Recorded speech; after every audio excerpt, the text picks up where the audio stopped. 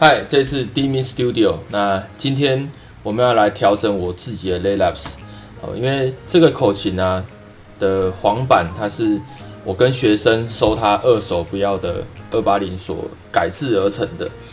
那使用一段时间之后，它音已经开始有点不准了，所以我们今天就要在演出前，我们来调整一下这一把 Laylaps 的音准。那顺便把过程拍给大家看。通常我在调音的时候我会先调单面，像我现在口琴是装起来的，所以我会先调就是吸气的，上簧板吸气跟下簧板吸气的部分，那你就要搭配按键再做调音。好，那我们就直接来调音了。音高偏高的话，你就要磨靠近这个铆钉的地方，所以这个拉偏高，所以我们就稍微磨一点。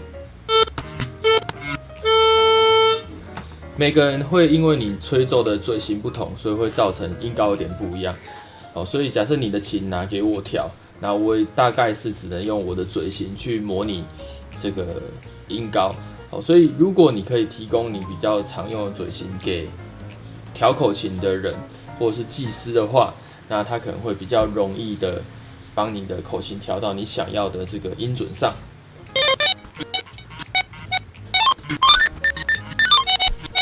好，这样就完成上簧板的调音。好，我们接下来下簧板的外侧。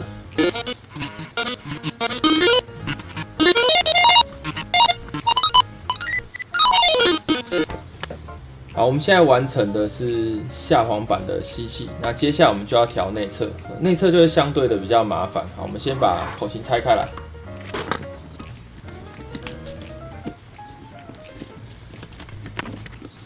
好，拆开来之后，像这个簧板它就是因为已经使用一段时间，所以它都会有一些污渍。好，这就是有时候我们在买二手口琴的时候，你要特别留意的内侧簧板。像这种就是很明显的使用的痕迹，就长这个样子。这个也是内侧簧板，它会有这个风槽的痕迹。好，那我们就继续把内侧的部分调音完成。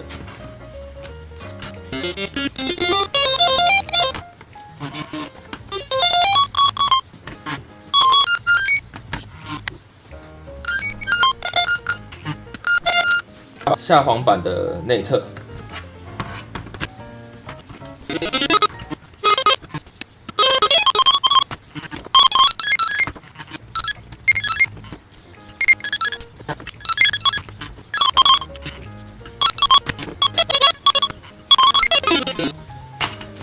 上下两面我们都完成之后，我们就来把琴装回去。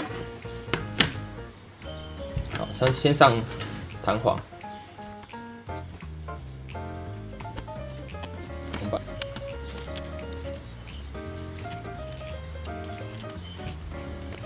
之前我们讲过，在上螺丝的时候，我个人比较习惯的方法是先锁中间，再往低音，再往高音锁。然后你在锁的时候要稍微检查一下，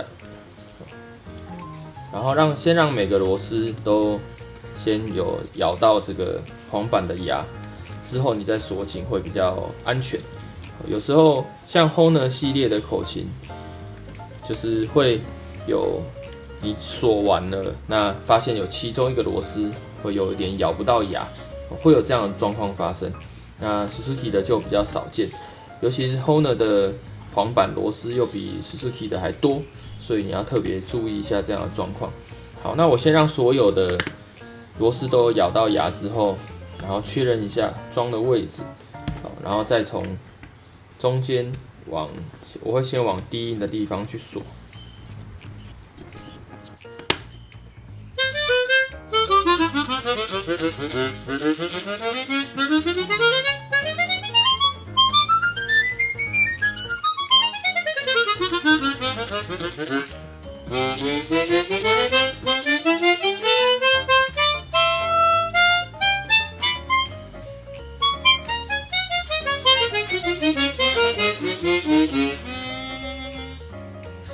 以上就是今天所拍摄的调音实况影片。